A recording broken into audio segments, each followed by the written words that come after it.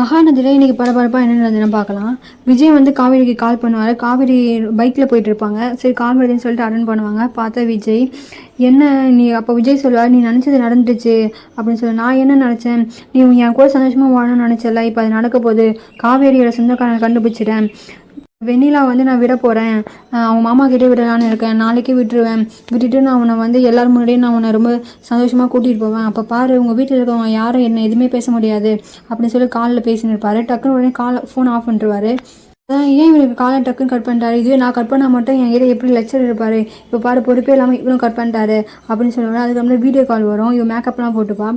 என்ன மேக்கப்லாம் ரொம்ப அதிகமாக இருக்க போல், நான் வீடியோ கால் பண்ணுறேன்னு நினச்சியா? ஆமாம், என்னாச்சு, ஏன் வீடியோ கால் பண்ணீங்க அப்படின்னு கேட்பாரு. இல்லை நான் உன்னை வந்து வீட்டில் வந்து கூட்டிகிட்டு போக போகிறேன், இப்போ இனிமேல் நமக்கு வெண்ணிலா பிரச்சனை இருக்காது அப்படின்னு சொல்லுவார். அப்போ தான் கேட்பாரு, ஏன் வெயில் நின்று இருக்கேன்னு கேட்பாரு. நான் அப்பளம் விற்கிறதுக்காக போகிறேன். நீ இந்த கிரேட் விஜயோட ஒய்ஃப் அப்பளம்லாம் விற்கலாமா? என்ன பண்ணுறது, நான் உங்களை மாதிரி என் அப்பா எனக்கு வந்து பணக்காரங்க இல்லையே, அப்பளம்லாம் விற்றா தான் என்னால் பழைக்க முடியும்னு சொல்லுவார். சரி அப்புறம் அப்பளம் விற்கிறத கொஞ்சம் பெருசாக பண்ணலான்னு கேட்பாரு. பெருசாக பண்ணணும், இப்போ தானே ஸ்டார்ட் பண்ணிக்கிறோம், இன்னும் கொஞ்சம் நேரம் பொறுத்து கொஞ்ச நாள் கழித்து பெருசாக பண்ணுவேன் அப்படின்னு சொல்லுவார். சரி காரில் போக வேண்டியதானு கேட்பாரு.